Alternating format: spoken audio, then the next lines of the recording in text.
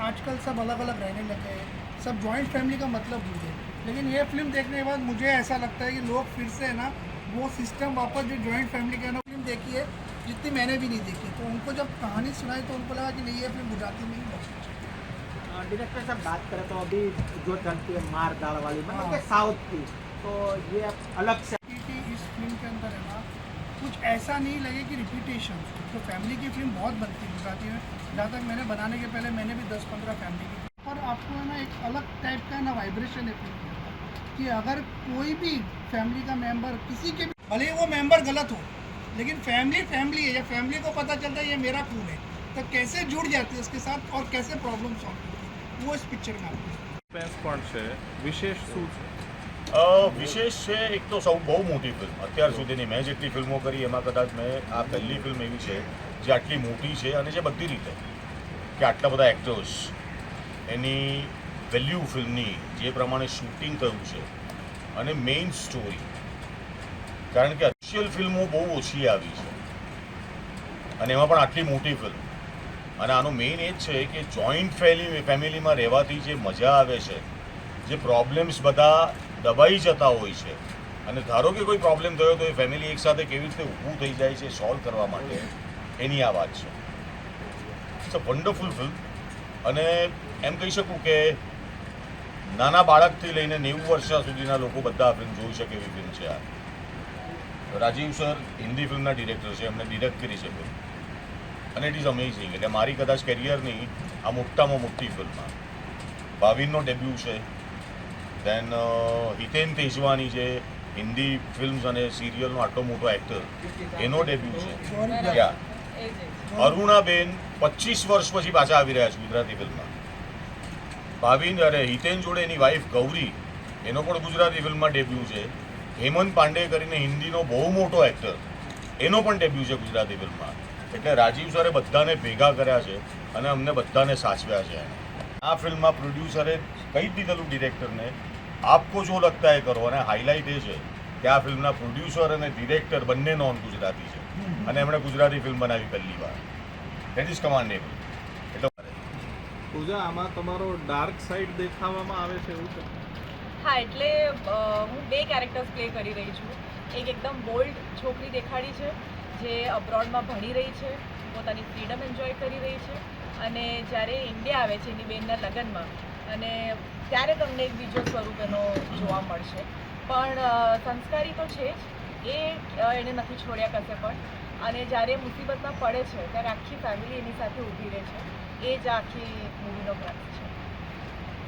હું એટલે જ પૂછું છું કે ડેબ્યુમાં બીક લાગી કે કેમ?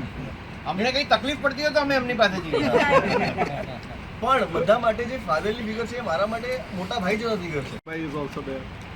તો બીક જેવું તો એવું પહેલાં એવું લાગતું હતું કે મને બહુ કોર્નર્ડ ફીલ થશે, કેમ કે મેં ઓલવેઝ હિન્દી કર્યું છે અને અચાનકથી ગુજરાતીઓમાં આવી ગયું. પણ અહીંયા મને એટલું બધું પોતાનું ફીલ થયું ને, મને એટલું ફેમિલિયર ફીલ કરાવ્યું આ બધા મારા જે સિનિયર એક્ટર્સ છે.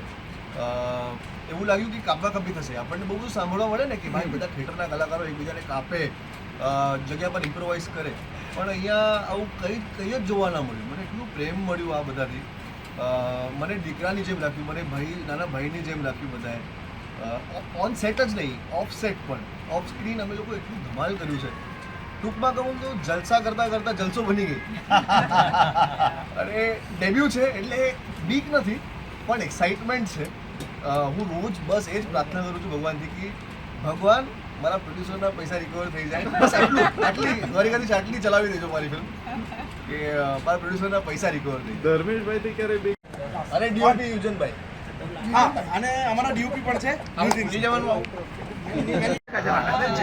જે દ્વારકાધીશને માને છે ને એના માટે તો આ ફિલ્મ એક ટ્રીટ છે. તમે ફેમિલી સાથે જાઓ અને તમે કોઈ સંકોચ નહીં કરતા, તમે બાળકને લઈ જઈ શકો છો. મોટી વાત એ જ છે, ફેમિલિયર ફિલ્મ બહુ ઝાઝા સમય પછી ગુજરાતી ફિલ્મ ના ભાઈ એક વાત કહું કે ગુજરાતી ફિલ્મો હવે બહુ નવા સબ્જેક્ટ સાથે બહુ સારી બનવા માંડી છે અને આપણા માટે ગૌરવની વાત એ છે કે આપણા ઇન્ડિયામાં જેટલી પણ ભાષાની ઇન્ડસ્ટ્રી છે એ બધા હેલો, મારું નામ છે પૂજા જોશી. 13th જૂને અમારી મસ્ત મજાની પારિવારિક ફિલ્મ આવી રહી છે જેનું નામ છે જલસો. બધા પ્રેક્ષકોને જોવાની ખૂબ જ મજા આવશે એની ગેરંટી હું આપું છું. ફૂલ ફેમિલી એન્ટરટેનમેન્ટ ફિલ્મ અમે લોકોએ બનાવી છે. નાના બાળકથી લઈને મોટા લોકો સુધી બધા લોકો આ ફિલ્મ જોઈ શકે છે. આજકાલ એક નવો કોન્સેપ્ટ નીકળ્યો છે ન્યુક્લિયર ફેમિલીનો, પણ જોઈન્ટ ફેમિલીમાં રહેવું કેટલું ઇમ્પોર્ટન્ટ છે એ તમને આ ફિલ્મમાં ખબર પડશે. જ્યારે ફેમિલીના એક મેમ્બર પર મુસીબત આવે અને આખું ફેમિલી સાથે મળીને એ મુસીબતને સોલ્વ કરે, સાથે મળીને તમારી સાથે ઊભો રહે, એની ઇમ્પોર્ટન્સ તમને આ ફિલ્મમાં જોવા મળશે. એની સાથે સાથે એન્ટરટેનમેન્ટ પણ છે, મસ્ત મજાની કોમેડી છે, લવ સ્ટોરી છે અને સરસ મજાના ગીતો પણ છે. આજે જ અમારો જલસોનો ટાઇટલ ટ્રેક રિલીઝ થયો છે, એ ગરબો છે. એ પણ પ્રેક્ષકોએ બહુ જ એ લોકોએ બધાએ વખાણ કર્યા છે કે સરસ મજાનો ગરબો રિલીઝ થયો છે. અને દ્વારકાધીશજીની એક આરતી પણ છે. એ સરપ્રાઇઝ એલિમેન્ટ છે. ટ્રેલરમાં કદાચ તમે નાની મસ્તી ઝલક જોઈ હશે એની. એટલે એ બધું જ એક આમ ફૂલ પેકેજ ફિલ્મ કહીએ ને એવી ફિલ્મ છે, એટલે જરૂરથી જોવા જવાય. ટ્રેલરમાં એવું જોવા મળે છે કે ભાઈ સંસ્કાર હું નથી બોલ્યો. What does it mean? એટલે એવું છે કે ગુજરાતી છોકરી ક્યારે પોતાના સંસ્કાર તો નથી જ ભૂલતી. એ પોતાના પરિવાર સાથે રહે કે પછી અબ્રોડમાં એકલી રહેતી હોય, ત્યાં ભણવા ગઈ હોય, જે પણ હોય, એ સંસ્કાર જે પરિવારે આપ્યા હોય ને એ ક્યારે નથી છૂટતા. અને એ જ આ તમને ફિલ્મમાં જોવા મળશે. હું અબ્રોડ ગઈ છું ભણવા માટે. ત્યાં મને બહુ જ ફ્રીડમ મળી છે. બોલ્ડ કિસ્મનો કિરદાર છે ત્યાં, પણ એ સંસ્કાર ક્યારે નથી ભૂલી. એવું કોઈ જ ખોટું કામ નથી કરતી જેનાથી પરિવારે માથું ઝુકાવવું પડે, એવું કંઈ જ નથી એ ફિલ્મમાં.